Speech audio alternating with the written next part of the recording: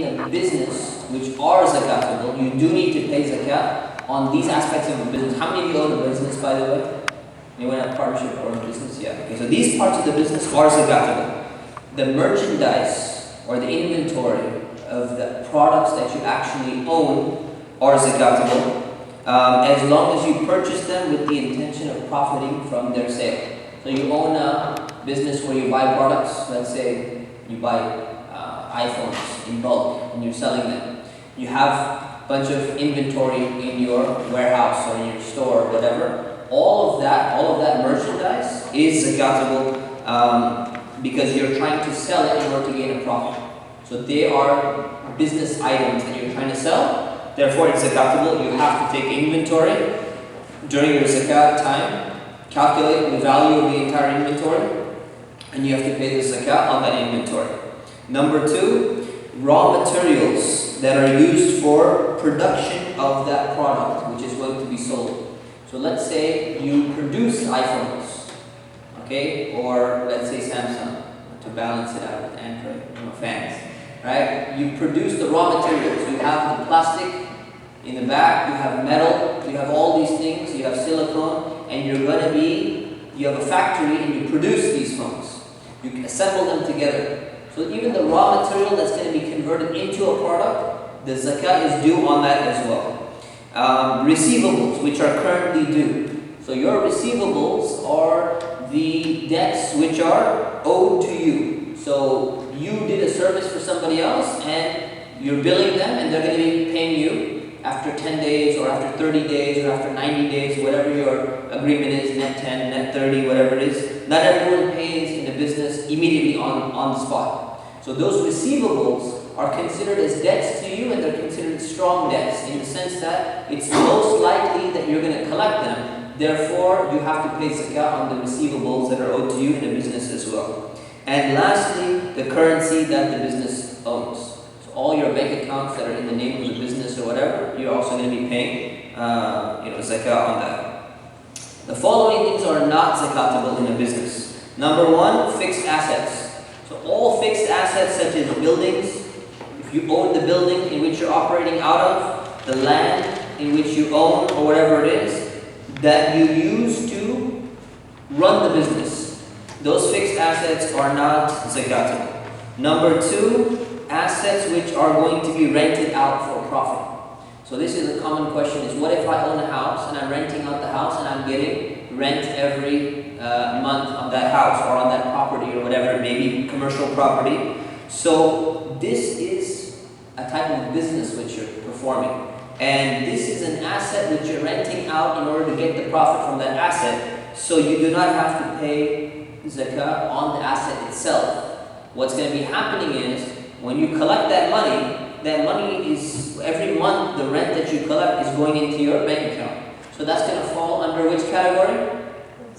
Currency. So you're automatically going to calculate that in anyways, right? So you don't need to actually pay on the asset itself. And if you did have to pay on the asset, it would be real estate would be a horrible investment, right? Especially in the society in which we live. So it's not that case. However, if your primary intention is to sell that asset, then it's considered merchandise and it's zakatable. So if your primary intention is, I'm going to buy this house and I'm going to fix it up and I'm going to sell it after 3 months, but in the meantime, while I'm fixing it up, I'm going to fix up the back and plant some trees and stuff, I'm going to rent it out for 3 months. So you say, well, I'm renting it out, so I don't need to pay zakat on it. No, because you're fixing it up in order to sell it. Now it's treated like merchandise or something which you're going to be selling, and you have the intention to sell very soon. Therefore, you're going to be paying zakat on it, even if it falls within those 3 months. So it really, again, depends on your intention.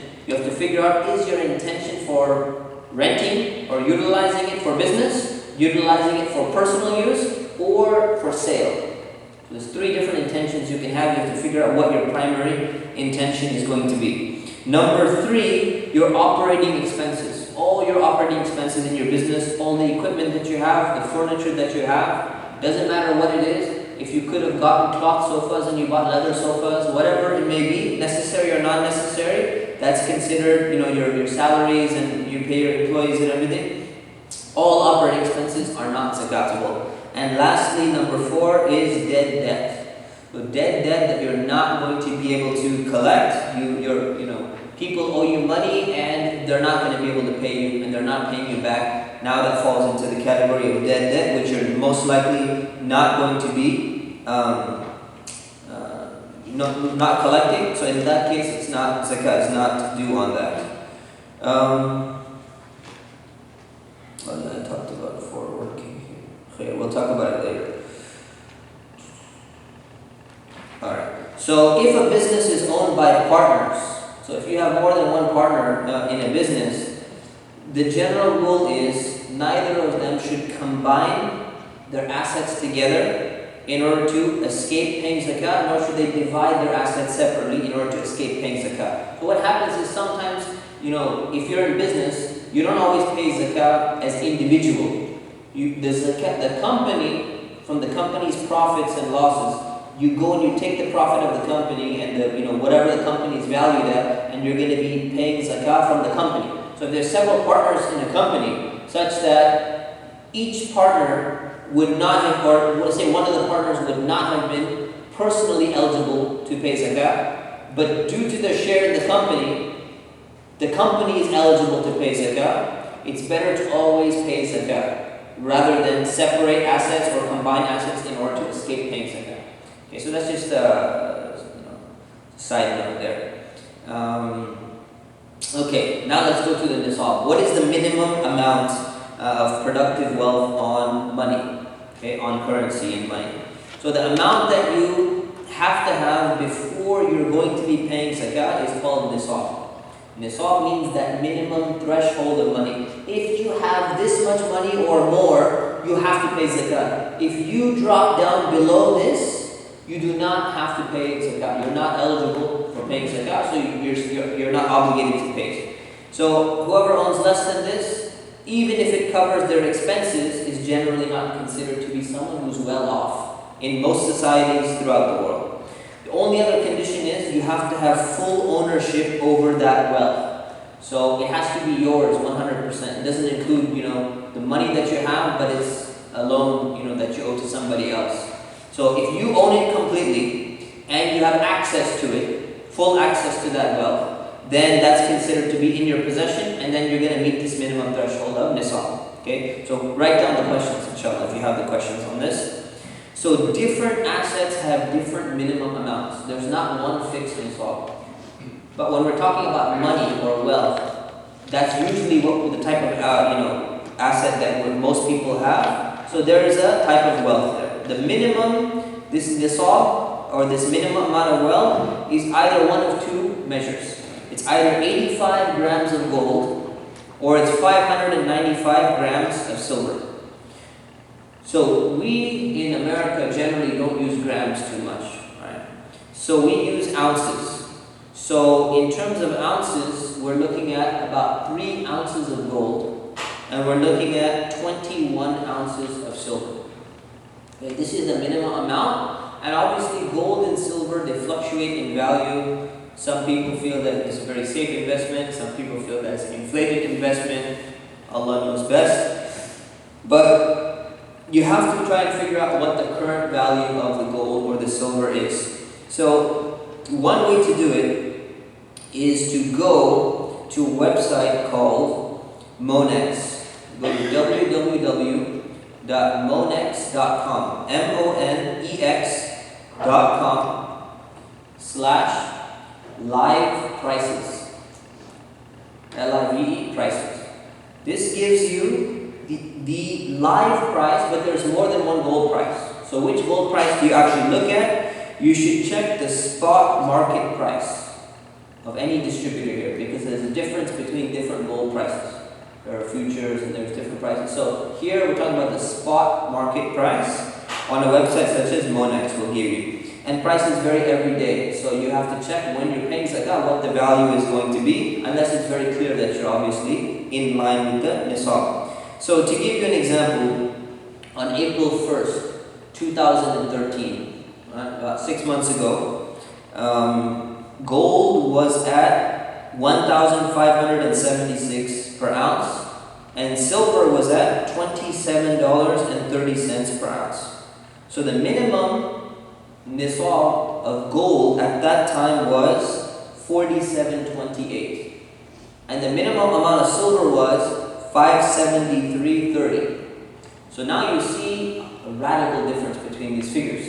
So well, which one do we follow? The world of difference between having $570 and having $4,700. So the thing is, during the time of the Prophet ﷺ, the equivalence, these measures used to be equivalent in terms of gold and silver.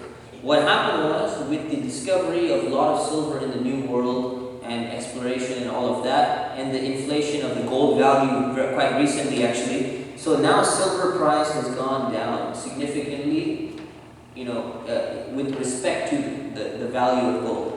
So it used to be different in the past, and now because there's more availability of silver in the market, or perhaps it's not as much as gold is, the value has gone down.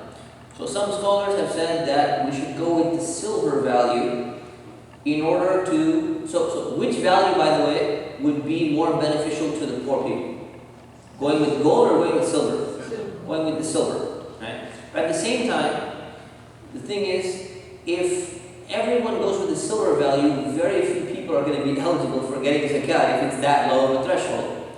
So what should be done? So my advice and the advice of some scholars is that if the cost of living in your society is quite high, you're in a developed country, America or something like that, then you should go with the gold value. Okay? Because this is what you're going to need in order to live in your country. Otherwise, it can be better in other communities to use the silver value for the poor. Now, and that's a general advice. And another advice is, if someone's a college student, for example, and they have a little bit of money, but they're not hitting the nisab in terms of the gold value, and they're okay, they have a job and their parents are okay, and they're not completely independent, then it's good to use the silver value to get them in the habit of calculating and giving zakat on a regular basis.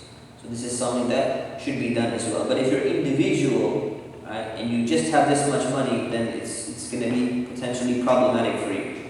Right? So keep in mind, this minimum amount we're talking about is the minimum amount that you actually possess at a given time. So if you have bills, and you have debts, and you have all these things, and you have monthly payments because you got stuck in some cell phone contract, and a house contract, and a car contract, and all of that, then you're not going to have even this much money left at the end of the month, even if it's a silver value. So a lot of people live paycheck to paycheck, so they don't have anything. So just keep that in mind. So this is the minimum amount of money that you possess in order to pay zakat. Now let's talk about debts and loans. So this is what I was hinting at. Debts, so you have to pay close attention to the wording here. So debts which are due right now, meaning you're supposed to pay them, people are waiting for them, the debt is due. It's not a deferred debt. That debt can be subtracted from your wealth when you're calculating the minimum amount in the nisab. So you're calculating the minimum amount, you say, how much money do I have? So you calculate all the money that you have in your bank accounts and everything, and you say, okay, I have $7,000. But at the same time, I have my rent, and it's due. Not rent for the next month. The rent for this month, it's the 3rd of the month. Let's say it's December 3rd right now. My rent is not paid yet. I get to the 5th to pay it. Today's the 3rd, but it was due on the 1st. So now this is due. You subtract your $2,000 rent, now you're down to $5,000 and you owe someone else $1,000, you're down to $4,000, you just drop below the nisab of gold. If it was November 31st, your rent is not due yet. Therefore, you cannot subtract that rent because it's not due yet. So only if it's due. And I put so much emphasis on this because long-term debt is not counted in something you can subtract from zakat calculations. So if you have a mortgage on your house, and that mortgage is a 30-year mortgage, or it's a 10-year mortgage, or even if it's a 1-year mortgage, for example, hypothetically, you cannot subtract that from your zakat payment and say, well, I have $70,000 in the bank, but I live in a $400,000 house and I'm in debt for that. So I subtract, and therefore technically I'm negative $330,000, I don't pay zakat. But the other guy, my friend, he only has $10,000 in the bank, and he rents his house. Every month he's paying rent. But that guy, poor guy, he has to pay zakat. This would be completely unjust. And so many Muslims think this way. They think that if you're in debt, you don't have to pay, so they subtract everything that they have, and they say, oh, I never have to pay zakat. This is ridiculous. How can you live in a 5-story, 6-story house, 3,000 square foot house, and you say, oh, well, I'm not paying because I don't own the entire thing, I'm in debt. This doesn't make any sense at all. So please be very careful about this. Same thing with student loans. So if you have student loans, and you say, well, I'm a student right now, and it's not due at the moment. You say, I still have some certain loans, but they're not payable, they're not accruing interest right now, so I'm going to subtract everything that I have, and I'm just going to keep on buying, the computers and the cars or whatever it is, and I don't need to pay zakat. This would not be correct. So be careful about that. Long-term debt cannot be subtracted, except the current installment that's due right now. So if you have a mortgage, or if you have a student debt, or you have a long-term debt, and you're paying over a period of time, whatever installment is due right now for the month that you're calculating your zakat in. So if you're calculating your zakat on the 1st of Ramadan, and 1st of Ramadan happens to coincide with September 15th, then the one that you owe for this month can be subtracted, nothing beyond that. Okay? And the rest of the months have already been subtracted because you are paying off your debt. So that's the one that's due right now. The current installment can be subtracted. Unpaid rent can be subtracted, like I mentioned, when it's due. Mortgage, other monthly bills. So your cell phone bill can be subtracted. Your electricity bill, your gas bill. All of these things can be subtracted when they're billed and they're due. So you ordered bottled water for your house and it arrived, but you haven't paid for it yet. So the money is going to be transferred out of your account, but you already received the water. Technically, you owe that money, but they give you 15 days to pay. Your credit card bill, they give you a certain time to pay. Your electricity bill, they give you like 15, 20 day, grace period or whatever it is. So all of those things can be subtracted from your zakat because they're considered debts which are due right now. They've already been incurred. They can be subtracted. Any debt which has no specified due date. Okay, so somebody loaned you money, so you can pay it back whenever you want. It's only going to be subtracted when the debtor makes the intention to pay the debt off. The moment you make the intention that, okay, now I'm going to start paying this debt off, that's when you can start subtracting it. Otherwise, you don't subtract it. If someone decides to pay off part of it now, and they decide to defer the rest of the payment later, only the part that they have intended to pay off can be subtracted, and the deferred part is not going to be subtracted. Okay? So if you're not planning on paying off the debt and you still have a debt and the person doesn't care, so paying back 5 years later, it doesn't make any difference. That money is considered fully in your possession, and therefore you're going to be paying zakat on it. If someone has loaned money to another person, so you loan money to somebody else, and it's possible for you to collect the money because they have the money to pay you back, but they're not paying you back yet, because you said, don't worry, take your time, whenever you feel like paying me back. The question is, whose possession is that money considered to be in? So there's a lot of difference of opinion among scholars, but to make it easy for you, it's considered to be in the possession of the lender. It's in your possession, because they have the ability to pay it back. So when you go to them and you say, hey, you know what, you owe me that money, remember I loaned you $10,000? You can pay it off easily, I need the money now, so can you give it to me? Say, yeah, I'll transfer it to you tomorrow. Or I'll get it to you in a week or so. That money, because you technically have access to it, because they have the money, it's considered to be in your possession. Okay, so that you can keep that in mind. If the debtor does not have the ability to pay the debt back, like we talked about debt in business. So if you don't have the ability to pay it back, it's not considered to be in the possession of the lender. It's not in my possession because I can't even get my money back right now. But the moment you recover the money, question is, do you have to pay on all the previous years or not? Right, so this is another discussion among the scholars, but the opinion that I'm going with is it starts to become zakatable the moment you get it back in your possession. Okay, so the moment you get it back, that's when it's considered to be in your possession, and now it's supposed to be in your possession for a lunar year, or a lunar cycle has to pass. Alright, so not that it has to be in possession for a whole year. I'm going to explain that soon. That's another misconception many people have. But the lunar cycle has to pass before it's going to be zakatable on you. Okay? So when do you pay zakat on money? So the question is, when do you actually pay the money? So this is the way it generally works. When you first acquire enough wealth that meets the minimum amount of nisab, that's when you mark your calendar on this day, I just broke the nisab. Now almost nobody, I think in our community, remembers that.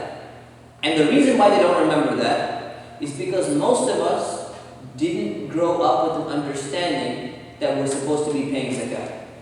Because we were not really trained on this idea that this is the concept of nisab. Once you become independent, you get this thing of nisab, you have to start paying zakat. So because most of us are in that category, if you think back, oh, when did I first get nisab? I can't even calculate that. I can't even figure out when that actually happened. But what you need to do is you need to teach your children these rules. You need to teach them about zakah and explain to them when they're about to become financially independent and they have a job and they're getting some money. You need to explain to them, look, this is what nisab is. This means that you're an independent person now. You have enough wealth. The moment that you hit this thing, you need to mark this date. This is the day when I got my latest paycheck, and now I just broke nisab. Alhamdulillah, it's a day to celebrate, because from Islamic perspective, I'm considered to be a well-off person now. I have a responsibility to start paying zakat. So you start paying zakat, you mark the calendar on that day, you wait for one lunar year to pass, and the next date, this is the essential rule, the next date, that day comes, that's the day you're supposed to be paying zakat. Because now you broke the threshold of the nisab for an entire lunar year. Right? So if it happened to be, let's say, on Ramadan 23rd, you got your paycheck, you broke the nisab, and you stayed there and everything's good. The next year, Ramadan 23rd, that's when technically, essentially, your zakat is going to be due. That's when it's supposed to be due originally. Now the thing is, some of the wisdom behind that. The wisdom behind that is it gives you enough opportunity to benefit from that capital that you have. Why wait a whole year? Why not the moment you get that money, now that you're above, you pay it out right now? You have 1 year to take that capital that you have and try to invest it in some way so that it's going to be able to increase. So you get that period of 1 year so that you can start getting profit, so that you pay zakah from the profits rather than from the savings that you have. Like I mentioned in the beginning of the class, importance of investing in Islam. After 1 year, look at how much wealth you possess. If you still exceed the minimum amount of the nisab, then you are going to be paying zakah. Now a lot of people, they say, well, it would be so nice if we could just fix another date. It doesn't have to be exactly that particular date. So let's say even if you do remember when you first got nisab, now you want to make an adjustment. You say, you know what, Ramadan the first, it's just, I'm a busy person, it's so much easier to just remember. First of Ramadan, I'm going to pay my zakah. Or 10th of Muharram or something like that, I'm going to pay my zakah. Some date which you remember very easily. First of Muharram, New Year, I'm going to pay my zakah. So what you can do is you can make an adjustment on when you're going to be paying zakah. But think about what the adjustment implies. If you adjust, let's say you got you reach nisab on Ramadan the 23rd, and then you say, you know, it's so easy to pay the day before Eid, so I'm going to pay on Ramadan the 30th next year. Is that justice? It's not, because you skip 7 days without paying zakah on the 7 days. So you cannot make that kind of adjustment. But if you were going to adjust to Ramadan the 1st, right, what you've done is you've paid your zakah 23 days early. Right? So in that sense, okay, you can either write it off like it's a charity, you know, alhamdulillah, inshallah will give you extra reward, just kind of round up a little bit, 23 days early, no problem.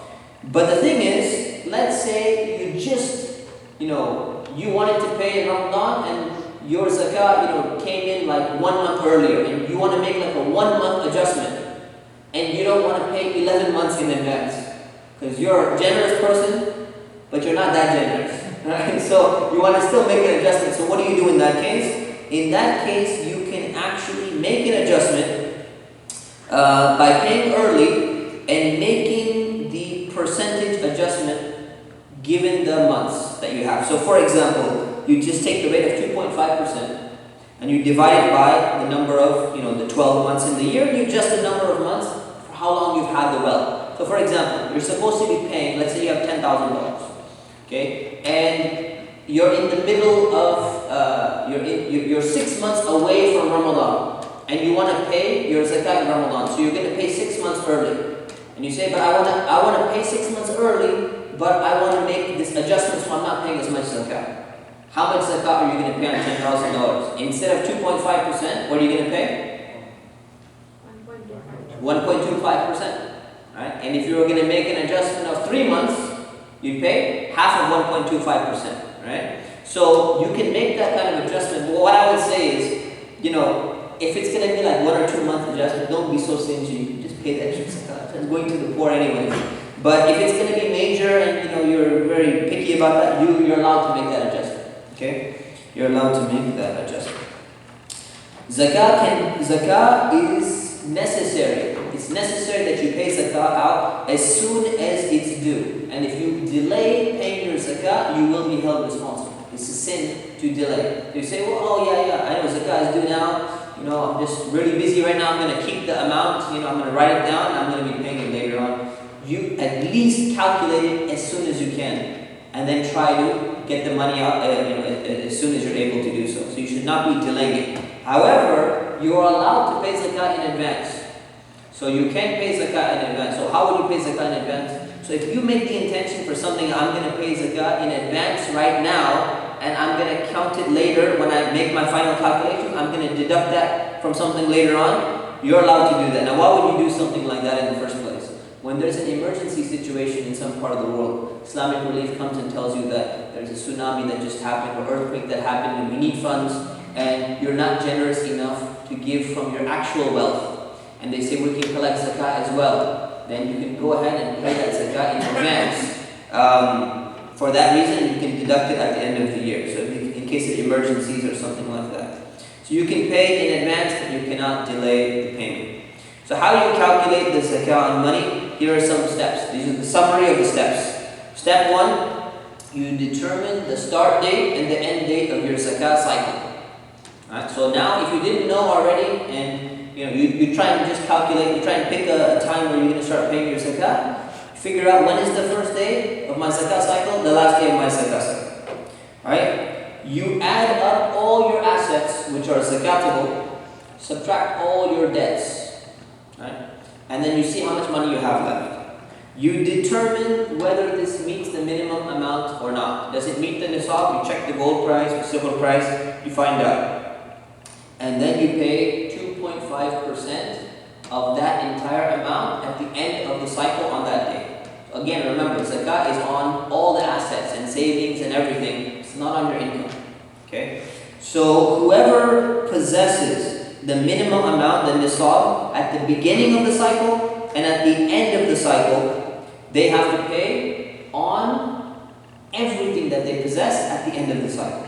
So if you had, this is a common misconception among so many Muslims, so pay attention to this. Even it's a misconception among students of knowledge who are in Islamic universities studying. For some reason, because of the classical textbooks that they read, they don't get this point. It's very unfortunate. So pay close attention. At the beginning, let's say Ramadan the 1st, you decided that's your zakah cycle. You check Ramadan the 1st, did I have more than my nisab? In the end, you calculate debts and everything, I had $7,000. At the end of the cycle, I check how much money I had $9,000. How much money do you pay zakah on? 2.5% on? On the $9,000.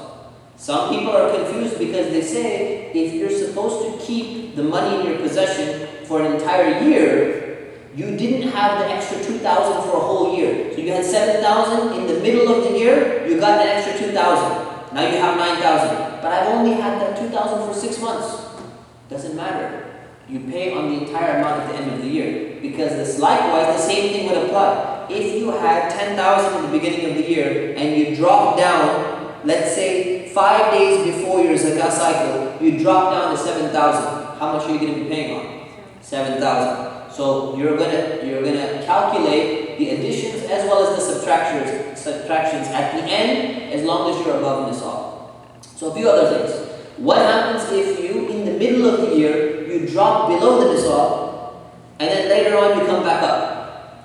Do you consider to, reset your entire zakat cycle? So, I dropped down for a week. It was a week in June where I dropped down to like $300. And then I sold the merchandise or car or whatever, and all of a sudden I'm back up. So everything was great for me. So the thing is, as long as you have the nisab in the beginning and you have the nisab in the end, it doesn't matter what happened in between. Because generally in businesses and all that, you're going to be going up and down, you're going to be dropping up and down all over the place. Some scholars have explained that the only time you would reset your zakat is if you literally drop below zero. Such that you drop below zero in terms of money, you don't have anything, then you can reset your zakah time, at that particular point in time. Otherwise, you don't reset. So that means even if you acquired 1 day prior to the end of calculation, you're going to pay on everything. Why is this? Because it's very common for wealth to fluctuate throughout the year, and this helps make people's calculations a lot easier. Otherwise, it would never work, right? You'd have to you'd have to have separate nisabs for every single time you get some money or you lose some money. You can't do that. You can't have 500 different nisabs throughout the year, right? So, if for some reason the money was destroyed or lost after your zakah was already due, right? So let's say your money was due, you calculated your zakah, you put it aside, and then somebody stole your money. It's kind of a rare issue. Somebody stole it, or your house was destroyed, or something like that. Then in that case, you don't need to pay the zakah, because that was the wealth through which you were going to pay it, and now you don't have it anymore. So it's not a debt on you. So I have a table here. You guys have this table in front of you? Yeah? Okay, so this table, you can see it. This is kind of like the super summarized table from all the other tables that are there. You take your cash that you have as your assets. How much cash do you have? Check all the bank accounts you have. Write down the balance. Market value of all the investments, all the securities. Write down all the merchandise and inventory value that you have. Take your accounts receivable. Subtract your accounts payable. Write down the thing. Loans which are due right now. Write down the thing. And in the other column, your liabilities, write down your debts, subtract your liabilities from your assets, write down the total, multiply by 2.5%, which on a calculator is what? 0.025, not 0.25, okay, 0.025, and that's exactly how much zakah is going to be due. Okay, so it's pretty simple calculation.